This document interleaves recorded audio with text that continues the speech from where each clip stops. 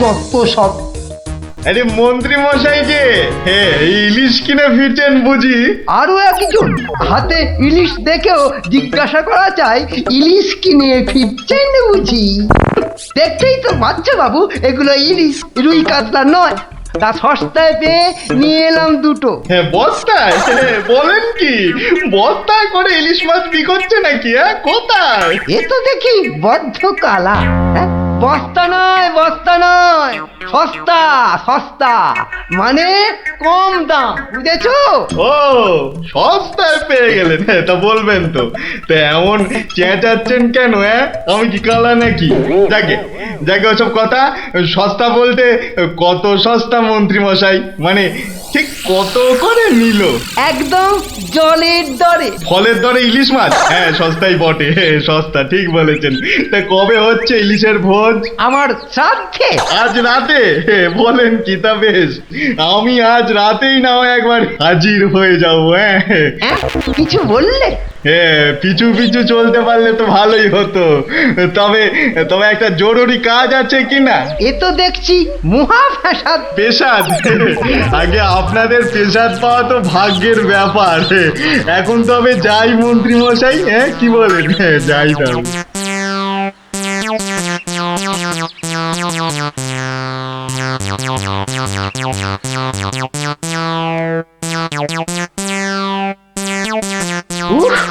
মাথা গেল, আর কাউকে দাম টাম বলতে হবে না।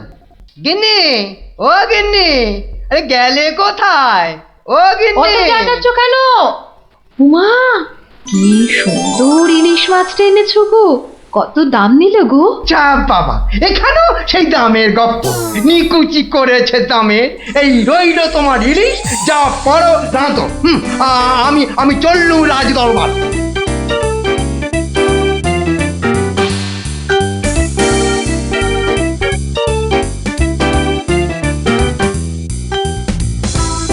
কি ব্যাপার মন্ত্রী, আজ এত দেরি হলো যে?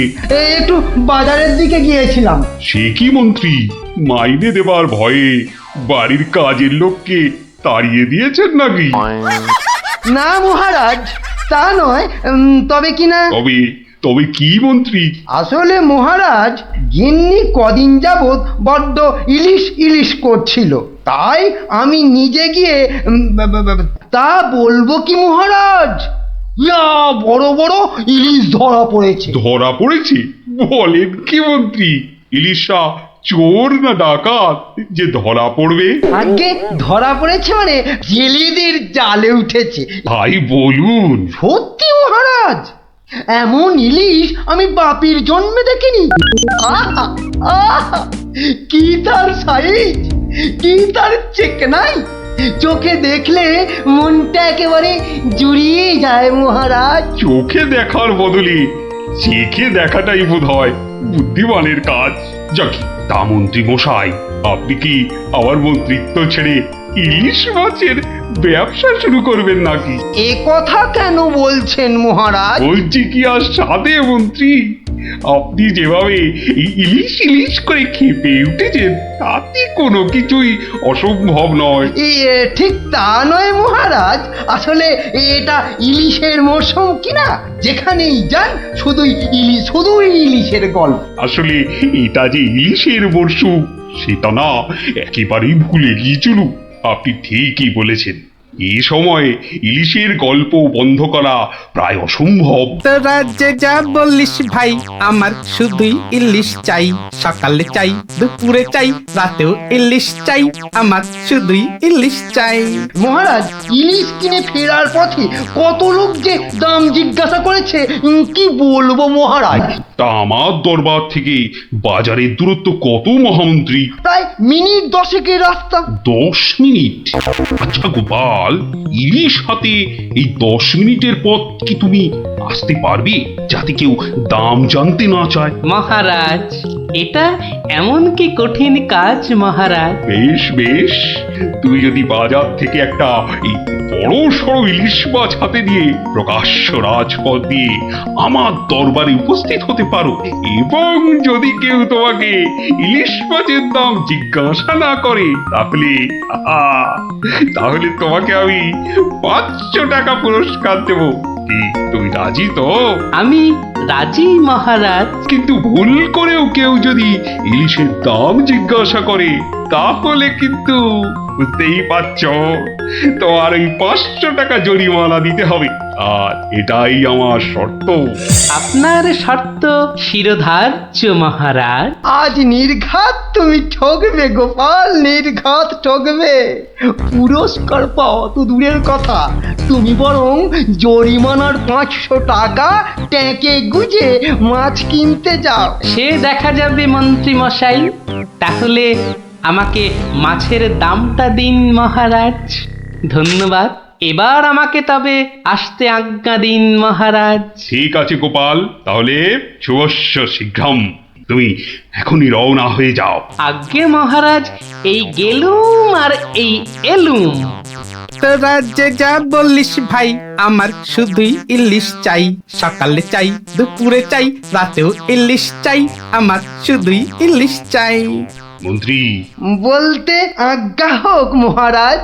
আপনি আপনার বিশ্বস্ত কোনো লোককে পাঠান, যে গোপালকে অনুসরণ করবে আর রাজপথে যা যা ঘটেছে তার বর্ণনা দেবে।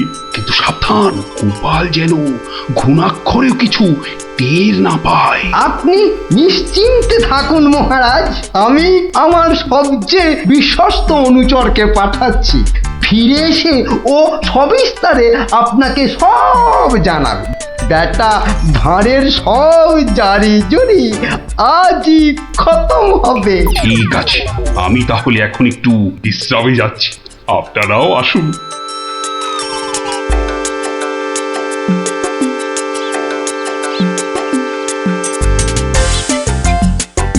বটা আছো নাকি? ভেতরে আসতে আজ্ঞা হোক হুজুর। তার দরকার নেই, তোমাকে একটা গুরুত্বপূর্ণ কাজের দায়িত্ব দিতে এসেছি বটা। কাজটা করা চাই কিন্তু। নিশ্চয়ই নিশ্চয়ই, কি করতে হবে শুধু বলুন। শোনো, মহারাজ গোপালকে ইলিশ মাছ কিনতে পাঠিয়েছে। তুমি এক্ষুনি বাজারে চলে যাও। গোপাল মাছ নিয়ে ফেরার সময় যেভাবেই হোক মাছের দামটা জেনে নিতে হবে, বুঝেছো? কিন্তু সাবধান, আমি যে তোমাকে পাঠিয়েছি সে কথা ঘুণাক্ষরেও যেন কেউ জানতে না পারে। আপনি নিশ্চিন্তে থাকুন মন্ত্রী মশাই। ঠিক আছে ঠিক আছে, তুমি রওনা দাও, রাজসভায় দেখা হবে, কেমন? হ্যাঁ, কি গো, পাগল টাগল হয়ে গেলে নাকি? এইসব ছাই বর্ষ মাগতেছে বড়। ও গো, আমার কি হলো গো? ওনাকে বোধহয় তেনারা ভর করেছে। ও গো, কি হলো গো? রাম রাম রাম রাম রাম রাম রাম রাম রাম রাম রাম রাম রাম রাম রাম রাম রাম। ও গো, তুমি মরা কান্না থামাবে কিন্নি? থামবো কি গো? তেনারা তোমাকে ধরলেন আর আমি ও মা গো। ধুর তেরি ছাই। আরে বাবা, ইলিশ মাছ কিনতে যাচ্ছে কিনা, তাই এসব ছাই বর্ষ মাগছো? হাতে কড়কড়ে 500 টাকা এনে দিলে বুঝবে এই সাজের কি মহিমা। যাক, এখন আমি তৈরি, এবার চলে গিন্নি। টাটা।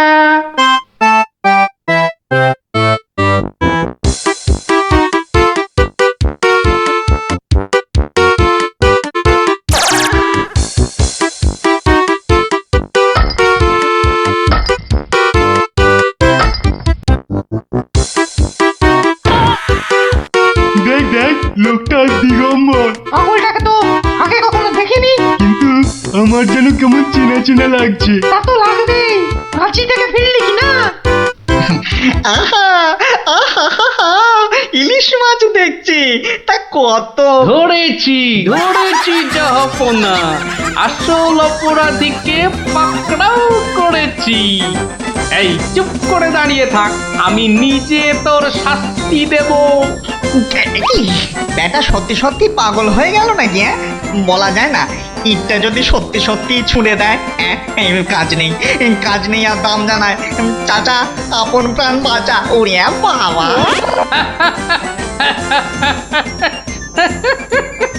বেটা, ঘুঘু দেখেছো? ঘুঘুর ফাঁদ দেখনি? এই নির্ঘাত মন্ত্রী মশাইয়ের কাজ। না হলে আগ বাড়িয়ে কেন বলতে যাবে?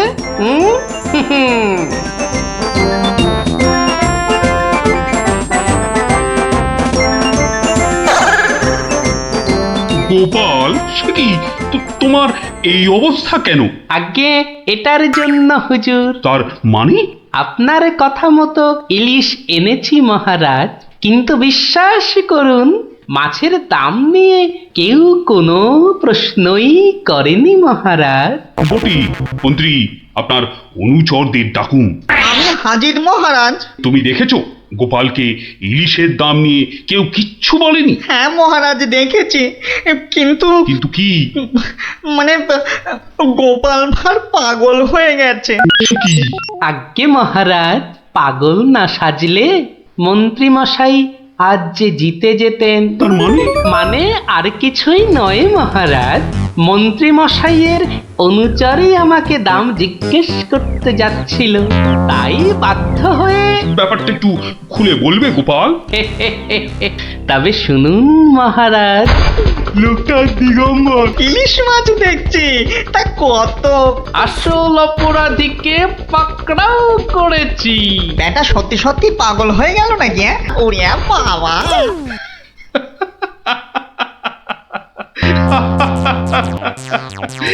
কি মন্ত্রী মশাই, গোপালের সঙ্গে আর লাগবে? হ্যাঁ, আমায় ক্ষমা করে দিন মহারাজ, আমি দুঃখিত। না না, শুধু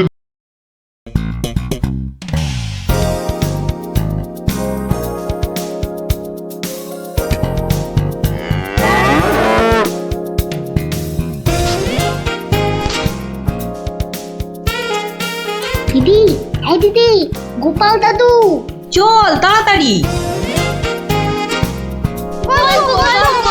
দেখো কাণ্ড, তোরা কোত্থেকে এসে জুটলি রে?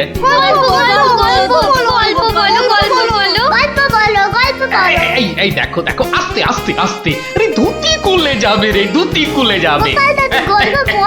দাঁড়া দাঁড়া, ওরে রে, আমি এখন রাজসভায় যাচ্ছি, পরে এসে তোদের গল্প বলবো।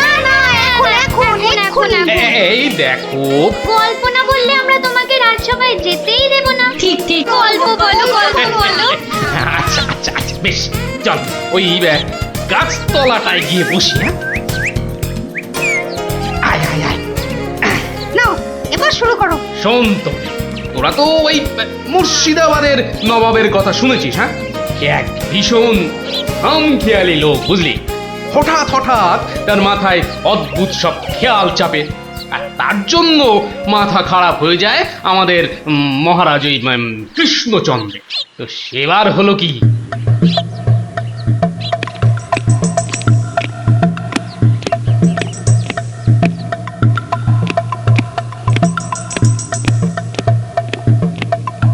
অনেক দিন হয়ে গেল এক জায়গায় একটানা বসে আছি। এবার কিছুদিনের জন্য একটু হাওয়া পরিবর্তন করতে হবে। হুজির, জি আগে হুজুর, আমাকে কিছু বলবেন? মুর্শিদাবাদে অনেক দিন হলো পড়ে আছি, এবার আমি বেড়াতে বেরোবো, তার সাথে একটু শিকার করলে মন্দ হয় না। তুমি আমার যাওয়ার আয়োজন করো।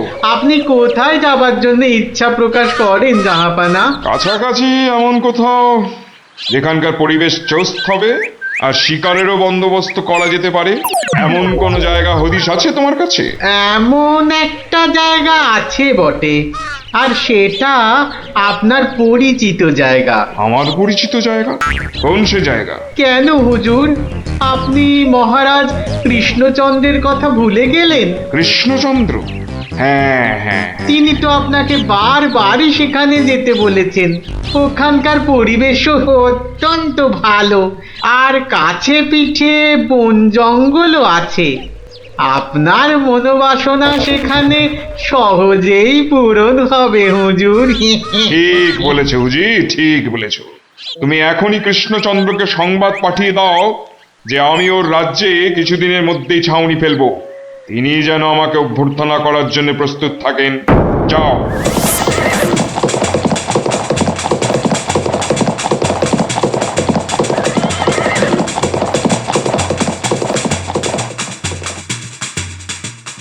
বন্ধুগণ, আজকে আমার কাছে একটা বড়ই গুরুত্বপূর্ণ খবর আছে।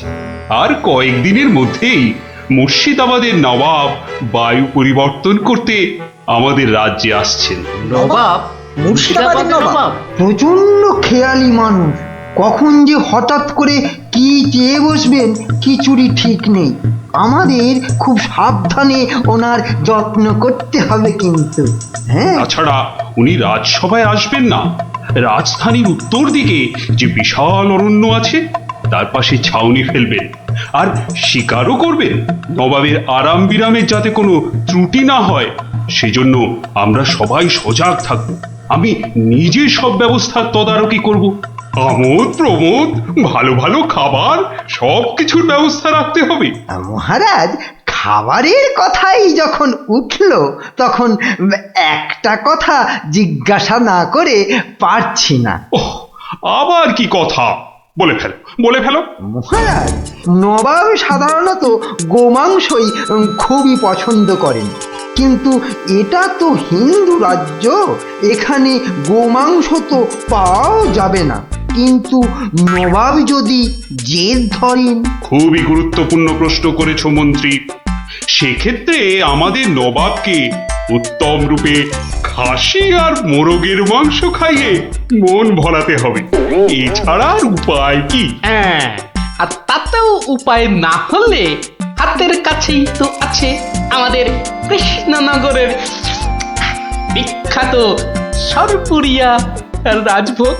এর স্বাদে আর গন্ধে নবাব গোমাংসের কথা ভুলেই যাবে। ঠিক বলেছো গোপাল, নবাবের এমন খাতিরদারি করতে হবে যাতে সাপও মরে আর লাঠিও না ভাঙে।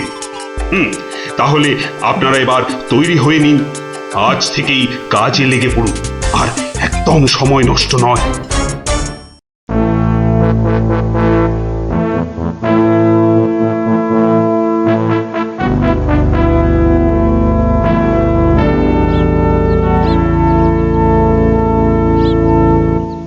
বাহ, বহুত খুব, বড়ই জবরদস্ত চিজ। কি নাম বললেন এই খাবারের? আগে হুজুর, সরপুরিয়া আমাদের রাজ্যের একবারে সব থেকে জনপ্রিয় মিষ্টি। তা আমাদের বাবুর্চিকে শিখিয়ে দিলে সে এরকম জবরদস্ত জিনিস নিশ্চয়ই পাকাতে পারবে। নিশ্চয়ই নিশ্চয়ই জাহাপনা। তাছাড়া মোগলাই খানার সাথে সরপুরিয়া বেশ ভালোই লাগবে বোধহয়। ভালোই লাগবে। আর তার সাথে একটু মোগলাই গরম মশলা মেশালে স্বাদ আরো বেড়ে যাবে। মিষ্টিতে গরম মশলা বাবার জন্মেও শুনিনি। কিছু কি আপনি বলতে চাইছেন? না না না না না না, মানে আপনার ভাবনা খুবই ভালো হুজুর। আমাদের ময়রা আপনার বাবুর্চিকে সব শিখিয়ে দেবে। কি হলো? বাইরে এত গোলমাল কিসের? একবার দেখো তো।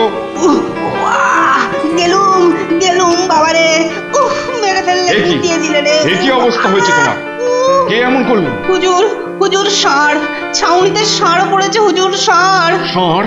ষাঁড় এলো কোত্থেকে? কিচ্ছু বুঝতে পারছি না হুজুর, কোত্থেকে যেন এসে পড়েছে। পুরো শিবির একেবারে লন্ড ভন্ড করে দিচ্ছে হুজুর। ওই যে শুনুন, ওই যে শুনুন, আবার ডাকছে। ব্যাপারটা একবার নিজের চোখে দেখতে হচ্ছে। এই তোমরা সব চলো তো, একবার দেখি। কোথায় কোথায় সেই বেয়াদব? আজকে আমি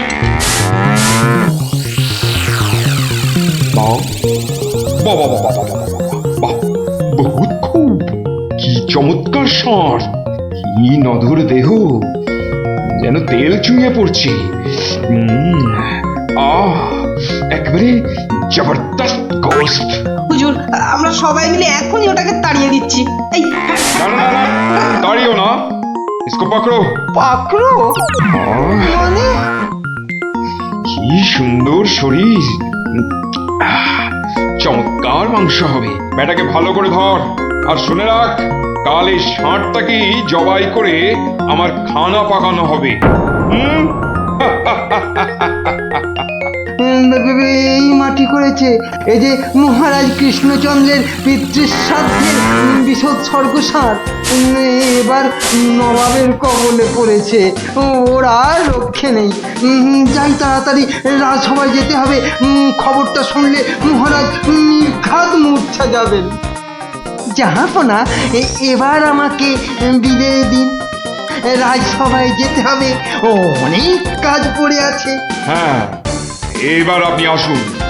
আর আগামীকাল আমি এখানে একটা বিরাট ভোজসভার আয়োজন করছি। কাল তাই আপনাদের মহারাজকে এখানে আসতে বলবেন। রাজাকে কাল আমি আদা দিয়ে ষাঁড়ের কোরমা খাওয়াবো, বুঝলেন? ঠিক আছে, সেলাম হুজুর। আদাব। আদাব আদাব। হ্যাঁ, আদা দিয়ে কোরমা হবে কাল।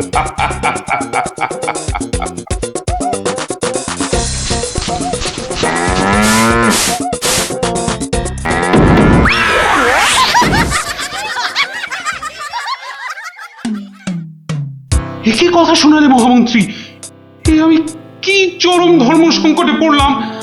আমার পিতার শ্রাদ্ধে উৎসর্গ করে ষাঁড়টাকে ধর্মের নামে ছেড়ে দিয়েছিলাম। বৃষোৎসর্গের বৃষ মারা পড়লে যে আমার পিতৃপুরুষ নরকে যাবে।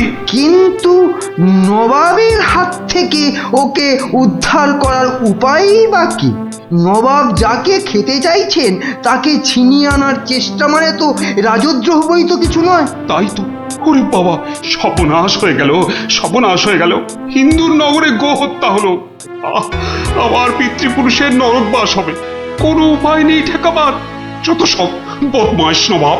আমাদের এ কি সর্বনাশ হলো, কি সর্বনাশ হলো! থামুন, বিপদের সময় একটা বুদ্ধি দেওয়ার নাম নেই, আবার নাকি কান্না কাঁদতে লেগেছে। সবাই সবাই একদম চুপ করে থাকবেন। আমাকে আমাকে একা ভাবতে দিন তো, দেখি দেখি কোনো শেষ রক্ষা করতে পারি কিনা। আগে মাফ করবেন মহারাজ, আমার উপর ভার দিলে আমি ষাঁড়টাকে নবাবের কবল থেকে খালাস করে আনতে পারি। কার সাথে টক্কর দিতে হবে বুঝতে পারছো? এ হলো স্বয়ং মুর্শিদাবাদের নবাব। আমার উপর ভরসা রাখুন মহারাজ, আমার জেদ তো আপনি ভালো করেই জানেন। তুমি বোধহয় নবাবকে ঠিকভাবে চেনো না। নবাবের মতো বদরাগী লোক রসিকতায় ভোলেন না। আপনাদের নবাবও কিন্তু আমাকে সম্যকভাবে চেনেন না। আপনি বলুন না মহারাজ, আমার দৌড় ওনার জানা আছে কি?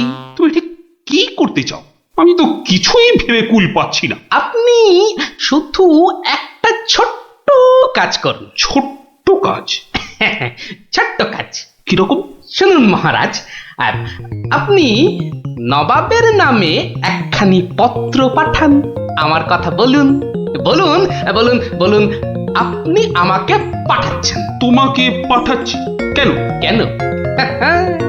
স্রেফ নবাবের মনটা একটু ফুরফুরে করে দেবার জন্য আপনি আমাকে পাঠাচ্ছেন। গোপাল, আমার কিন্তু ভয় করছে। তুমি কাজ হাসিল করতে পারবে তো? ধরে নিন আপনার ষাঁড় আপনি ফেরত পেয়ে গেছেন। দেখুন এবার আপনার গোপালের খেল দেখুন। বেশ, তোমার কথা মতোই কাজ হবে।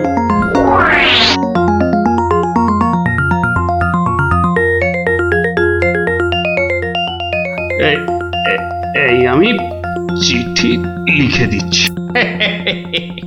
প্রণাম মহারাজ, এই চললাম আমি ষাঁড় উদ্ধার অভিযানে।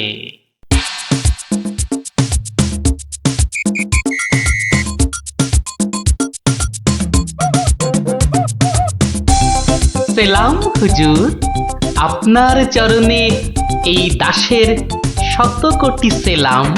আরে, এ কে উজির?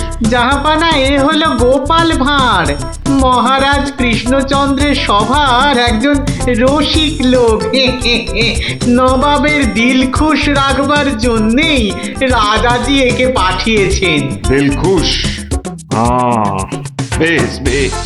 গোপাল, তোমার নাম আমি শুনেছি বটে।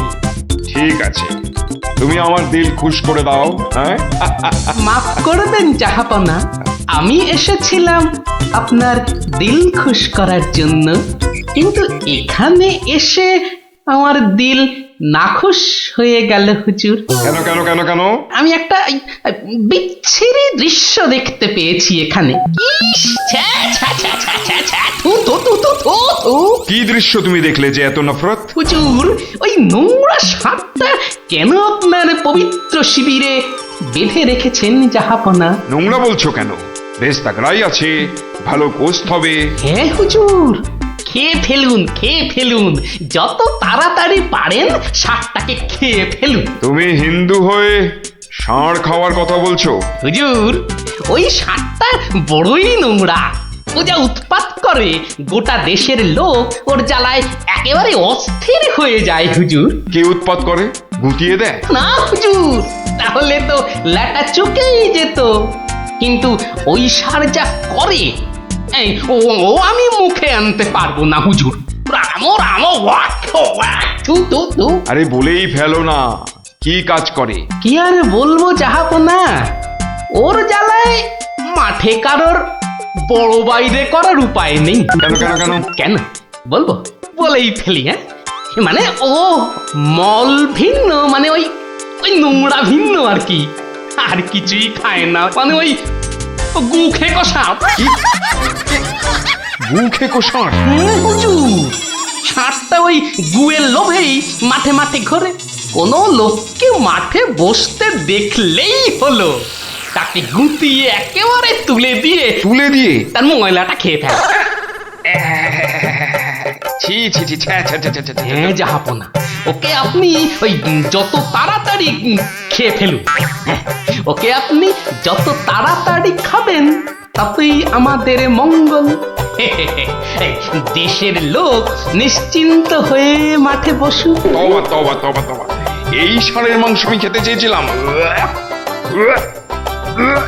আপনি কি অসুস্থ বোধ করছেন জাহাপনা? না না না না না, মানে ঠিক আছে ঠিক আছে। এই এই এই ষাঁড়টাকে এক্ষুনি বিদায় কর। হুজুর, ষাঁড়টার শরীর স্বাস্থ্য ভালোই, বেশ এই উপাদেয় মাংস হতো হুজুর। না হয় একটু ওই মলি খায় আর কি। না না না না, ওকে দূর করো দূর করো। আর উজি, এক্ষুনি আমার মুর্শিদাবাদ ফেরার ব্যবস্থা করো, এক্ষুনি এক্ষুনি। জো হুকুম জাহাপানা। হুজুরের যেমন মরছি। আমি আসছি হুজুর, আদাব। হাট হাট, ওর দড়ি খুলে দে, যা যা যা যা।